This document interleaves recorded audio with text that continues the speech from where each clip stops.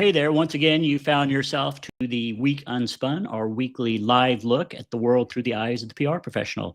PR professionals from around the world. I'm David Gallagher, your designated Texan in England. Of course. And I'm dug down somewhere in Western Canada. Somewhere in Western Canada. And with our friend Farzana Baduel at a client conference today, we are saddened that we don't have her on screen, but we're delighted to have my friend and colleague, Miranda, the absolutely fabulous Miranda Mitchell.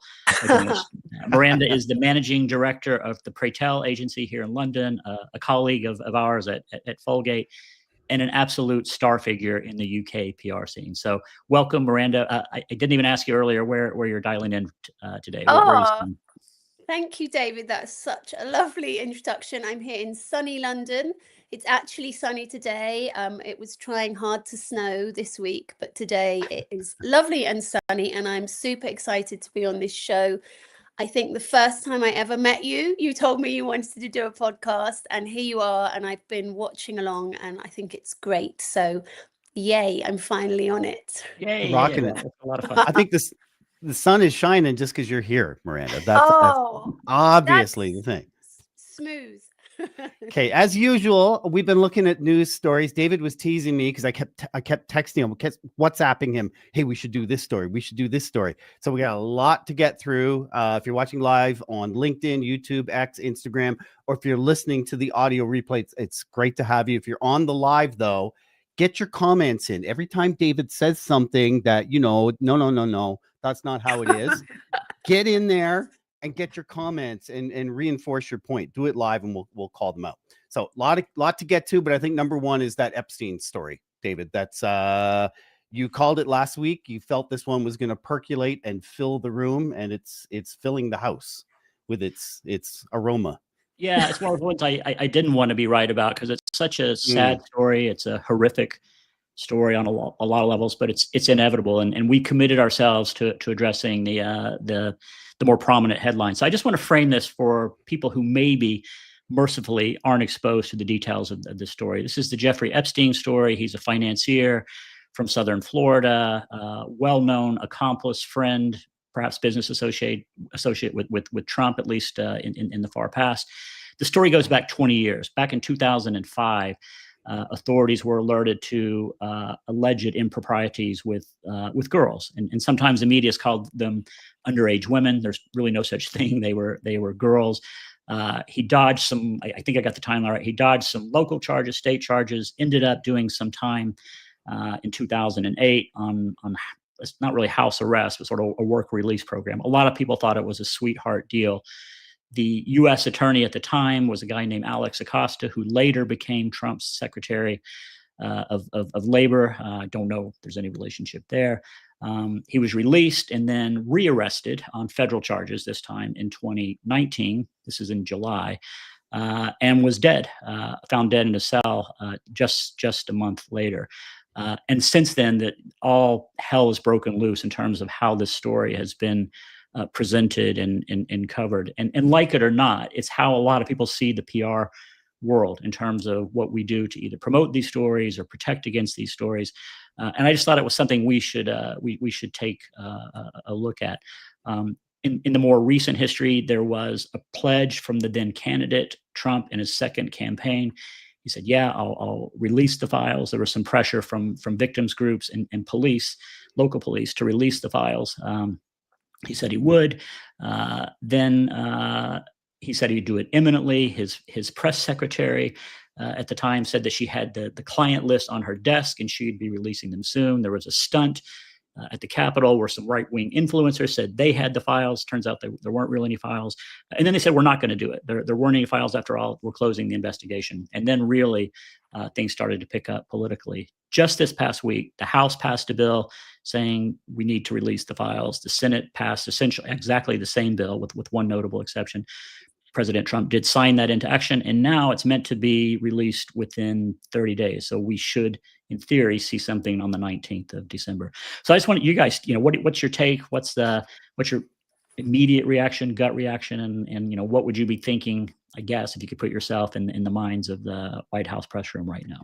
Yeah, the waffle or the flip-flop from the Trump administration has been really weird because you're right. After 4 years under Biden's leadership, the Democrats just refused to release the files. And you're right, mounting pressure. Trump ran on it saying, I'll release them. Then he didn't release them. Then we don't have to. And now, obviously, there's not just public pressure, but there's pressure within his own party to release the files.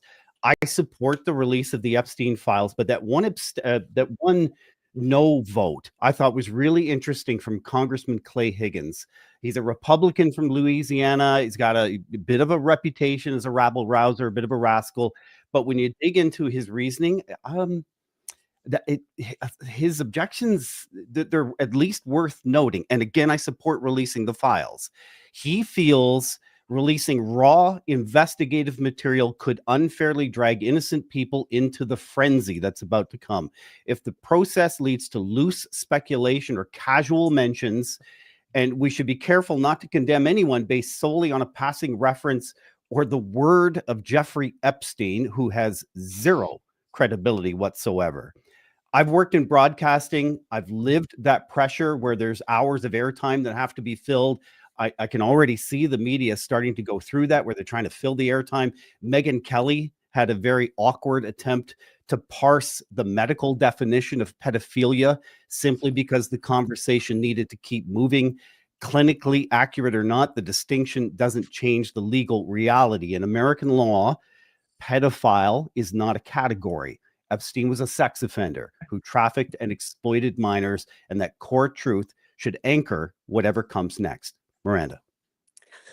Wow. So, yeah, there's a lot to unpack. I think I'll just start with David. You asked, what would we be feeling if we were White House press secretary? Probably like we wished we had a different job, like horrific. I mean, I think the things that have struck me is he obviously does not want to talk about this and hasn't wanted to talk about it and didn't want to release them. And whenever he was asked, it was the usual playbook of deflection or accusing somebody else, or you want to be looking at Bill Clinton or whoever else, Reid Hoffman, or he would just either have his usual kind of roster of things he would do, point to other people. He would do a lot recently, I've noticed, with female journalists where he's just attacks them personally, from the Piggy episode. One was terrible. That's terrible. Be quiet, Piggy. Through to, I think, another lady, Nancy, where he said, you're a terrible journalist and your network is terrible. And I just always find when I watch him, I am always, to use a word from Traitors in the UK, flabbergasted, because he runs to his own tune and we are constantly amazed that he gets away with it, and he does. And he's ripped up the entire playbook of how you would behave when you were a member of the public eye or professional or politics. And then he does it and we all just take it and it keeps happening. And I think with this, he doesn't answer questions that are perfectly justified for the media to ask him. His responses are crazy and brazen and show, I just don't want to deal with this. And then the yo-yo thing that you described at the start, David, has been just that, like a mess of somebody just trying to avoid something they can't avoid. And now I think the other interesting part to this is his own Republican Party members turning on him, where perhaps they would have been scared to before and thought, my God, I'm going to lose my job. But they've held the line and done it anyway, which is slightly different from the normal run of events. Yeah, 100%. I mean, for the master showman, and I know a lot of people give him credit for being this reality TV show star and kind of knowing what the sense of America is and the stories they want to tell or hear. He's lost control of this story. And I take your point, Doug. I think people will get hurt. Some of them probably innocently as a result of this. And there's no way this genie gets put back in the bottle. This will be the story of 2025, if not longer. So I just wanted to add on that for the victims thing. I do think that what they are going to release shouldn't, and they're planning not to name the victims, but I think with so much information, stuff's going to come out, which I think you were saying earlier, Doug, will create rumor mill. The media will jump on it like rabid dogs and drag it out, and people who should have been protected will get caught up in the frenzy, because this is not like anything else that's ever happened before. But it's probably the right thing, because without this, people would hide who shouldn't be hidden. That's right. Yeah. That's right. Yeah. Well, okay. Story number 2 was that Cloudflare outage. Were either of you caught in that, where the internet got wobbly or like blacked out for you earlier this week? yeah, I lost a couple sites, but I didn't even know what had happened until you told me what the story was, Doug. Yeah, So I did too. You did too? I thought at first it was like something to do with a particular server, and then I realized. Yeah. So Cloudflare, if you're catching up on this, suffered a significant 3-hour outage that caused error messages, disruptions across major platforms worldwide. There's no official estimate of how many users were impacted, at least 2 we know of. Cloudflare routes traffic for 1/5, 20% of all the websites around the world, which explains the wide-ranging impact that even briefly touched podcast delivery and airline operations. Now, the company later issued an explanation of what happened, and I think that's a salient thing. Dane Necht, their CTO, issued a message on LinkedIn, owned up to it, apologized for it, and look at the responses here. That's the point I'm trying to get across. When you're that quick and that transparent with a good tone to a bad story, nothing but support from really his core audience, technical people online. And that's the item that I wanted to bring forward. Crisis Comms 101, Miranda. Yeah, I mean, absolutely. It's just ticked all the boxes of speed, transparency, owning up, saying sorry, leaning into that first explanation. It probably got super technical and went over most people's heads, but then also the relevant stakeholders for their business, like other CTOs, would be able to understand it. And I think a really important point is, before they announced it, already the rumor mill was going, is this a cyber attack? And so Right. what at least it did is it clarified that. So overall, great job. I completely agree. I did wonder, or still wonder, what any lawyer in the room was thinking, because there was, if they let any in, right? Yeah, I was telling you guys before the show, I was involved. Well, we've all sat through these kinds of conversations, and when somebody's had to make an apology for a mistake or an error, and I was involved with one. It was a major drug recall, pharmaceutical recall, and the CEO, I think, very similarly, made a heartfelt apology for any concern that the product and its recall might have caused. It turned out the product didn't need to be recalled later on, but he did the right thing. But the lawyers hated it every step of the way. Yeah, they want to change "we're sorry" to "we regret" every time. Yeah. Regret, Yeah. meaningless word. But Yeah. So it's really interesting about Cloudflare and the apology coming on LinkedIn. He must have used very masculine language because it worked. And David, that leads us to the LinkedIn story. Well, yeah, and I wasn't sure where the story was going to land when I first came across it. As you know, I host a pretty large WhatsApp chat, and on Wednesday, International Men's Day, a few comments came up about, have you heard about this post that somebody had made? Somebody else said, yeah, I saw it. The post was about LinkedIn having some sort of bias, gender bias, where male posts were getting greater engagement and boost than female posts. That was kind of the gist. I hadn't heard anything like that before, so I took a quick look, and there was quite a bit of discussion, and some rigorous review of data started to take place. And I think the explanation I heard was that there's a proxy bias. So it's not necessarily that male equals greater boost or engagement, but the language that the algorithms use has a cultural bias towards more masculine language. That was just one of, I think, 6 or 7 different metrics, which kind of made sense. It also sounded a little bit wishy-washy. I know a lot of women said actually their personal experience was very different and very real and very demonstrable.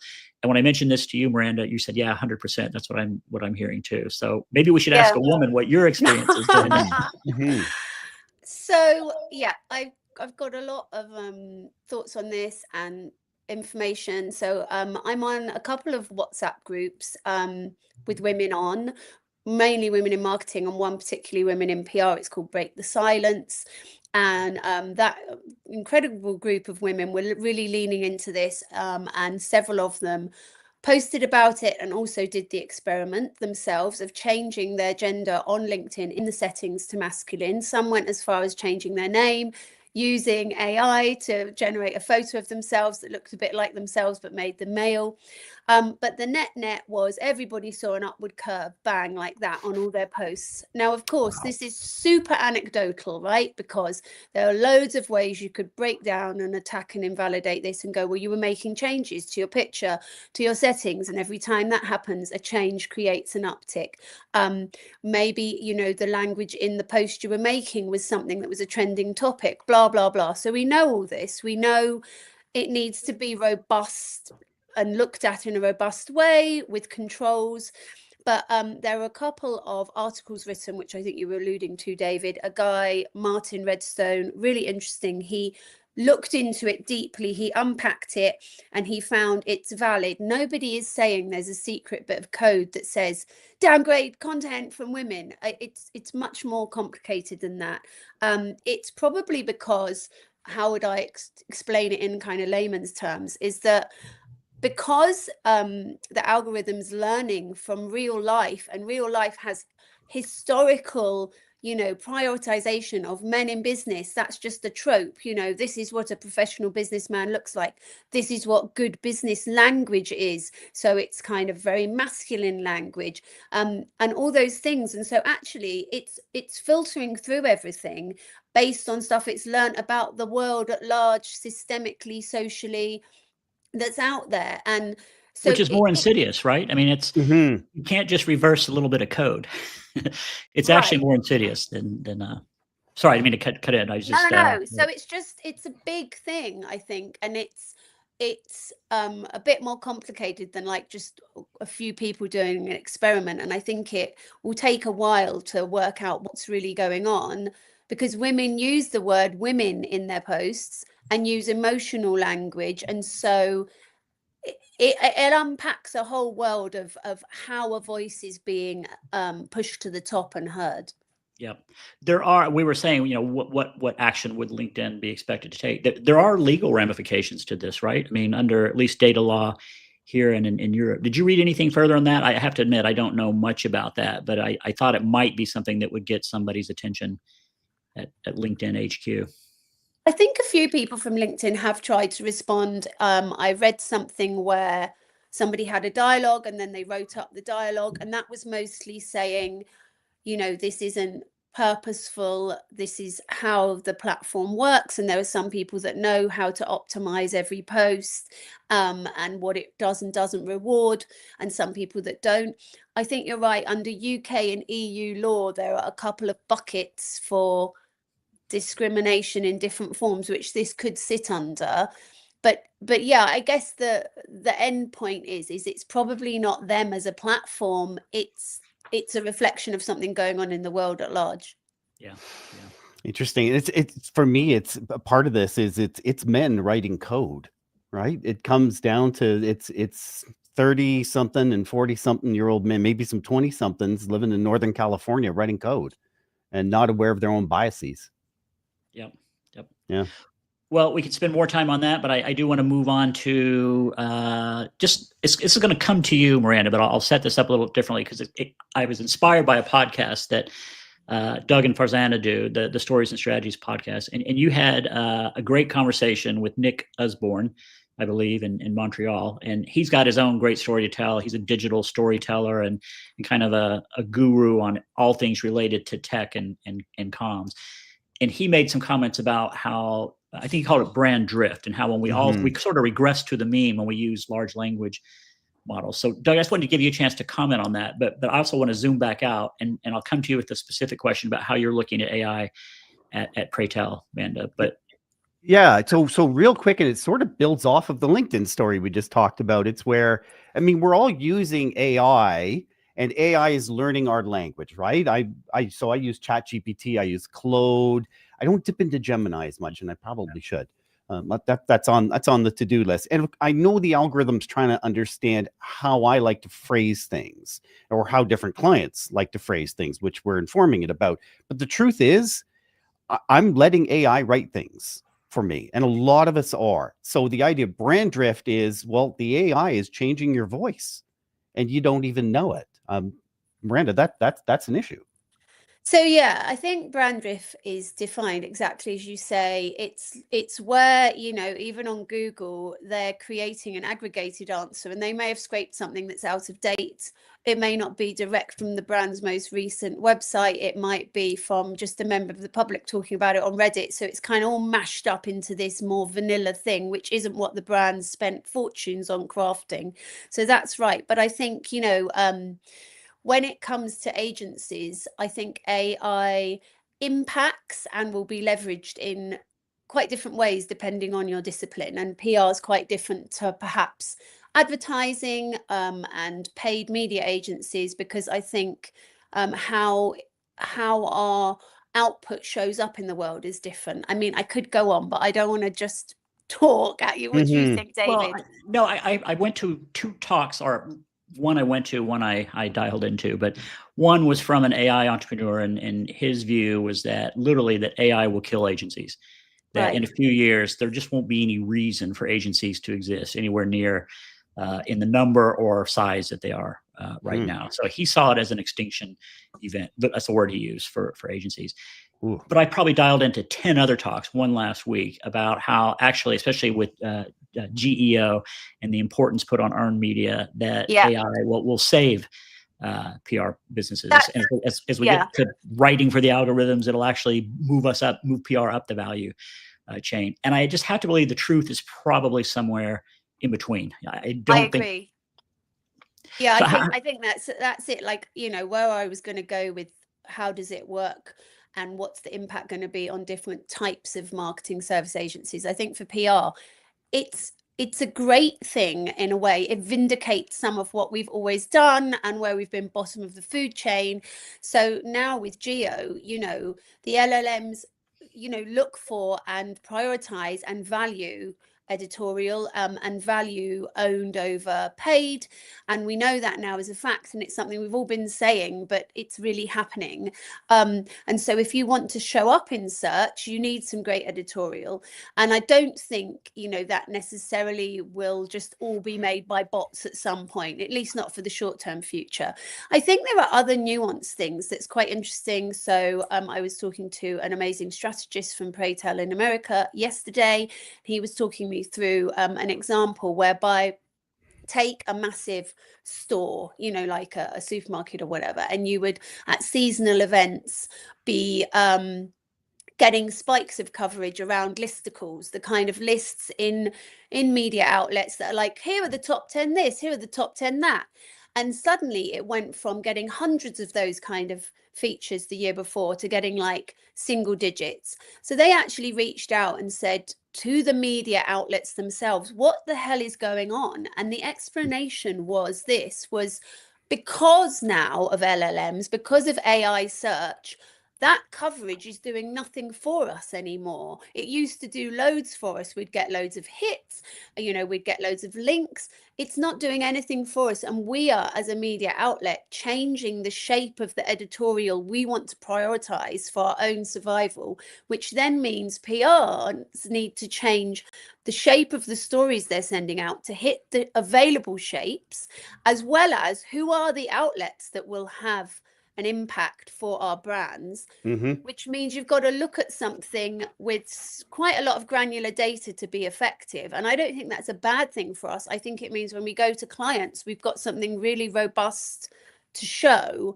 But I think it's super interesting and doesn't mean the death for PR in the way it might for other shaped agencies. You know, I just want one quick follow-up for you. Are your clients asking you, are they asking you to build in GEO into solutions you provide for them, or are they still kind of stuck with earlier KPIs?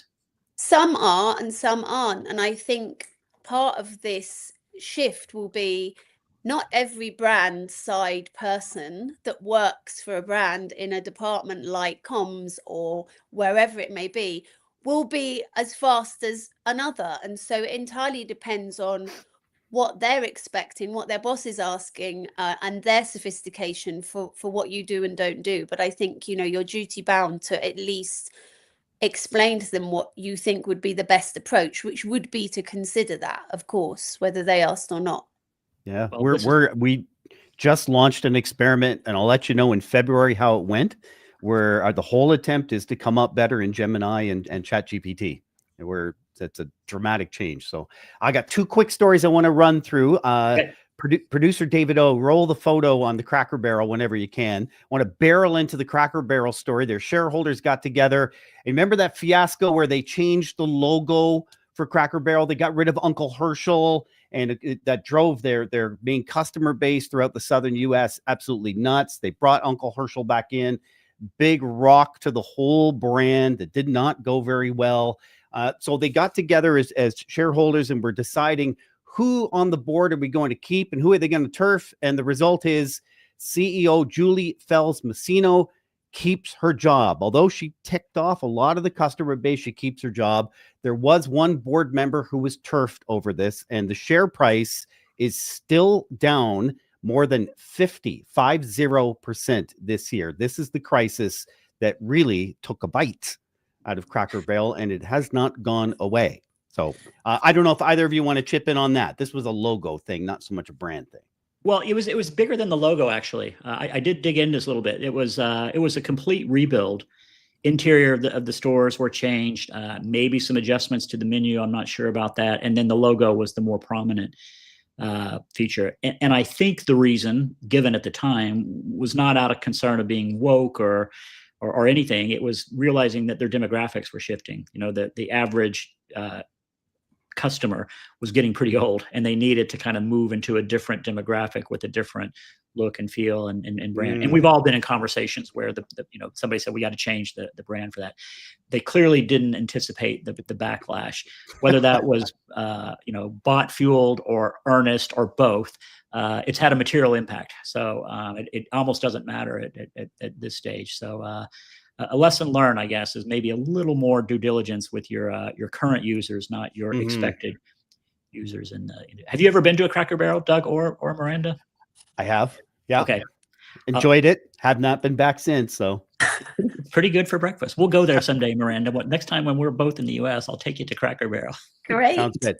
Hey, I want to show you proof of a live show and how anything can happen on a live show. This is what happened on MSNBC during one of their live shows. It's a fairly simple thing. Have a look at the video and listen in on this. Red states representing 30 senators account for about 10% of the entire population, and those 30 votes in the Senate get my them. Goodness.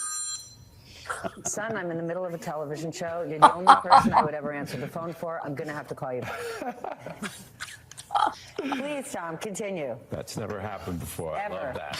I love that. Sign of a professional, though, when you're handling it well, and I could not help would but argue that include this this is a triumph video of just for democracy. fun, right? To Scandals remind happen us all the all time. of The what can question is, happen. how do democracies respond to those scandals? And what will it mean for the wider region? I think one of your children has just walked in. I mean, shifting sands in the region. Do you think relations with the North may change? I would be surprised if they do. Pardon me. Carry on. My apologies. What's this going to mean for the region? My apologies.